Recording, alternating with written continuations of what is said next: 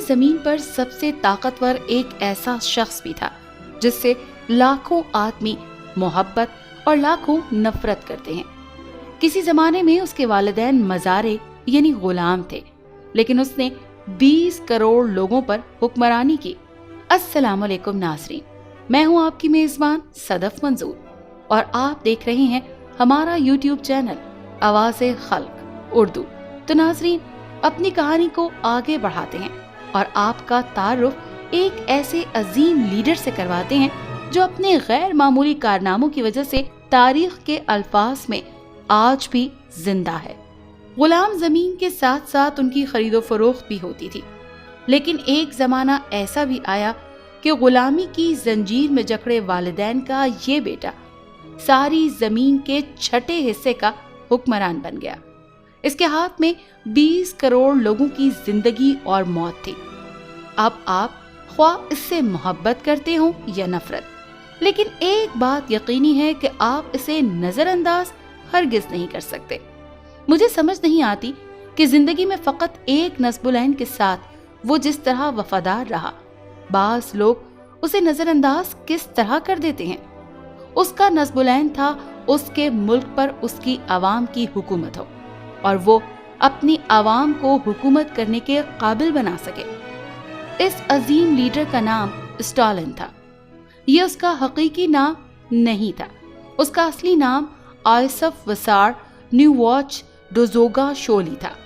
Stalin 1979 میں روسی تیل کے ذخیروں کے قریب ایک چھوٹے سے تاریک اور بوسیدہ مکان میں پیدا ہوا۔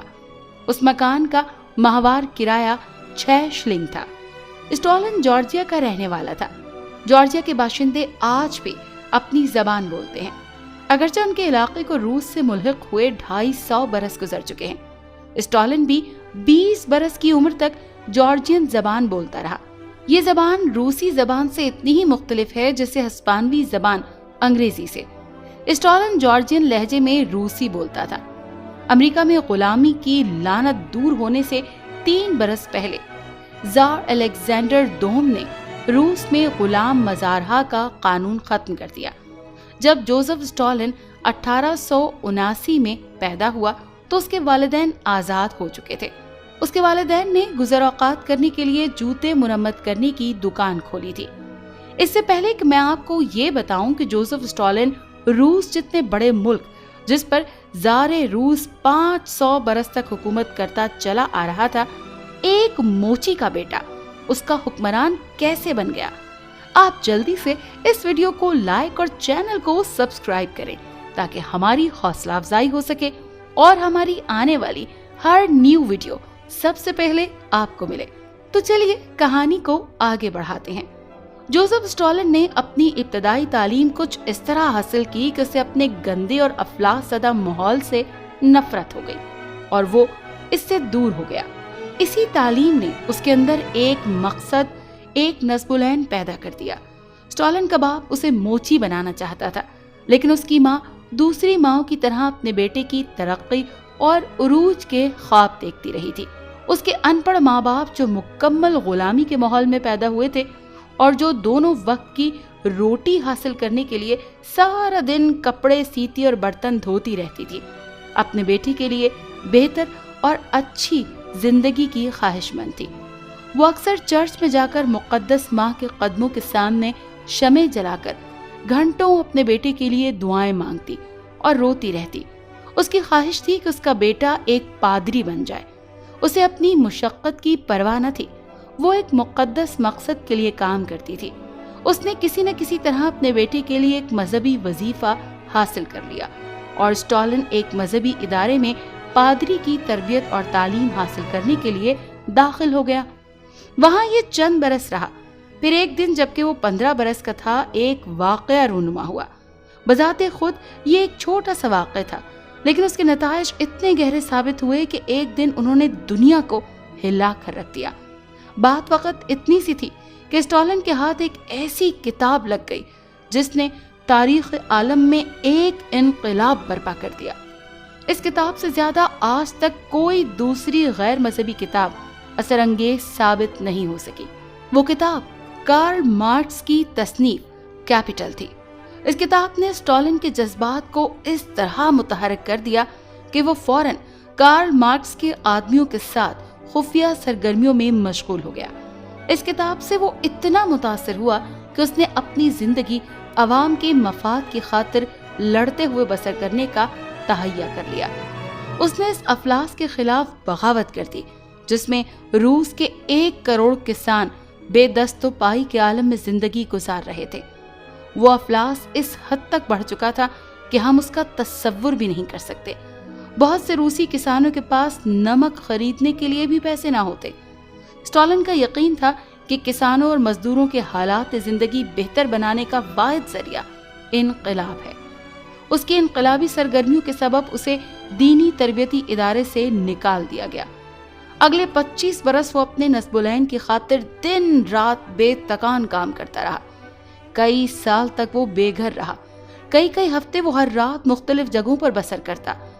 अपने नस्बुलैन के लिए वो 8 बरस कैद खाने में तकलीफें बर्दाश्त करता रहा।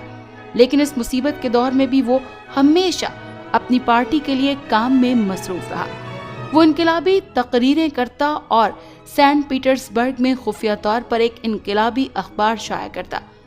स्टॉलिन इस किस्म के इनकलाब पसंदों में से था जो अपनी आज़ादी ही नहीं बल्कि अपनी जिंदगी की भी परवाह नहीं करते। जब 1905 का इनकलाब नाकाम हुआ तो लेनिन और ट्राटस्की अपनी जान बचाने के लिए स्विट्जरलैंड भाग गए, लेकिन स्टॉलिन अपनी जिंदगी के खतरे के बावजूद रूस में ही रहा।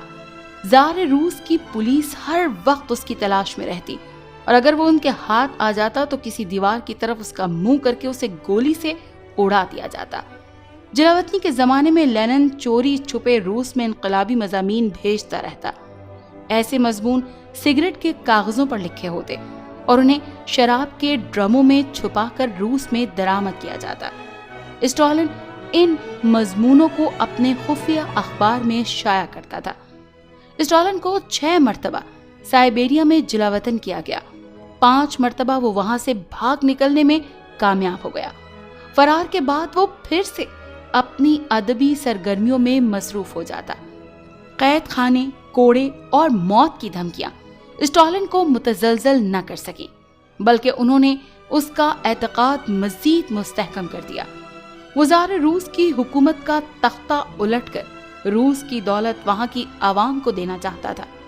6ठी दफा जब ज़ार रूस की पुलिस ने उसे पकड़ा तो वो उसकी पूरी निगरानी करने का तहैया कर चुकी थी। पुलिस ने सिपाहियों की निगरानी में उसे ऐसे इलाके में जलावतन कर दिया जहां से बहुत थोड़े लोग ही बचकर वापस आते थे। ये जगह साइबेरिया में बार मुंजमद जनूबी से फकत 18 मील दूर थी। वहां उसे कैद में डालने की भी कोई जरूरत नहीं थी। अगर स्टॉलिन वहां से भागने की कोशिश करता तो सर्दी और भूख से ही मर जाता। उसने 4 साल इंतहाई खौफनाक और गैर इंसानी माहौल में बसर किए। वहां उसे कई रोज खाने के लिए कुछ ना मिलता। अगर उसे लकड़ियों की जरूरत होती तो वो जंगल जाता और वहां से खुद लकड़ियां काट कर लाता। वहां इतनी सर्दी थी कि उससे मुताला भी ना हो सकता। अपने आप को मुंजमद होने से बचाने के लिए उसे सख्त जिस्मानी मेहनत करना पड़ती। उसकी हालत ख्वाह कितनी ही मायूस कुन क्यों न थी, लेकिन उसने अपनी जिद्दोजहद तर्क न की। उसे यकीन था कि एक रोज वो किसी न किसी तरह फरार होने में कामयाब हो जाएगा। आखिरकार 1906 में उसकी कई बरस की मेहनत रंग ले आई। रूस में लोग इनकलाब के लिए कमर बस्ता हो गए और उसे हासिल करने में कामयाब भी हो गए। जब रूस में इनकलाब आया तो उसे भी वहां से आजाद किया गया, जहां खून जमाती सर्दी में वो इनकलाब की जंग लड़ रहा था। स्टॉलिन रूसी लफ्ज स्टॉल से लिया गया है, जिसका मतलब है लोहा। उसका जज्बा वाकई लोहे की तरह ना झुकने वाला था। ये स्टॉलिन ही था जिसने मुसीबत के दिनों में बाल्शविक पार्टी का शिराजा बरहम न होने दिया और आखिर वो इनकलाब मुमकिन हो गया जिसने ज़ार रूस की हुकूमत का खात्मा कर दिया। स्टॉलिन ने 2 दफा शादी की। उसकी पहली बीवी कैथरीन एक नौजवान मगर कम तालीम याफ्ता लड़की थी। उसके यहाँ एक लड़का पैदा हुआ। उसकी सारी जिंदगी बड़ी खस्ता हाली में गुजरी। स्टॉलिन एक इनकलाब पसंद था। पुलिस हर वक्त उसके ताक़ुब में रहती। वो साल में 2-4 मरतबा घर आता और फिर रात की तारीकी में चोरी छुपे भाग जाता। शादी के 4 बरस बाद कैथरीन तबेतिक से मर गई। स्टॉलिन ने दूसरी शादी 40 बरस की उम्र में एक ऐसी लड़की से की जो 17 साल की थी। वो भी अपेंडिक्स की तकलीफ से मर गई। इस बीवी से उसके यहाँ एक लड़का और एक लड़की पैदा हुए। दूसरी जंग अजीम में उसके दोनों बेटे रूसी फौजों के साथ जर्मनों का मुकाबला करते रहे। बड़ा लड़का तोपखाने में एक अफसर और छोटा लड़का एयरफोर्स में था। दोनों को उनकी बहादुरी पर तमगे भी मिले थे। रूस का सुप्रीम हुक्मरान होने के बावजूद स्टॉलिन जार के शाही महल के नजदीक एक छोटे से मकान में रहता था। अगर वो चाहता तो जार रूस की शानदार और हैरतनाक महल में बेशकीमत साजो सामान में रह सकता था, लेकिन उसने उसी छोटे से मकान को तरजीह दी जिसमें किसी वक्त में जार रूस का एक नौकर रहा करता था। उसका खाना क्रेमलिन के एक बावर्ची खाने से एक सिपाही लेकर आता। ये वही खाना होता जिसे क्रेमलिन में काम करने वाले दूसरे और सैकड़ों सिपाही और अफसर खाते थे। स्टॉलिन ने कभी खुद को नुमाया करने की कोशिश न की थी। उसे दिखावे से शदीद नफरत थी। वो अजनबियों से मिलते हुए घबराता। दूसरे मुल्कों के सफीर कई साल स्टॉलिन को देखे बगैर रूस में गुजार देते। जब मुलाकाती उसके जज्बे की तारीफ करते तो वो सिर्फ इतना कहता कि ये काम उसके मुकाबले में कुछ भी नहीं जो अभी हमने करना है। इस कदर ताकतवर होने के बावजूद स्टॉलिन में एक बड़ी अच्छी सिफ्त पाई जाती थी। वो जानता था कि इंसान गलती का पुतला है और उससे कभी न कभी गलती हो ही जाती है, और अपनी गलती का एतराफ खंदा पेशानी से करता। उसने एक दफा लिखा था कि सबसे बड़ी बात यह है कि इंसान में अपनी गलतियां तस्लीम करने की जुर्रत होनी चाहिए और वो इन गलतियों की रोशनी में अपने आप को हद्दुल इम्कान मुख्तसर अरसे में संवारने की कोशिश करे। स्टॉलिन ने जो काम कराना होता उससे करा के रहता, खास के लिए उसे सख्ती ही क्यों न करनी पड़ती।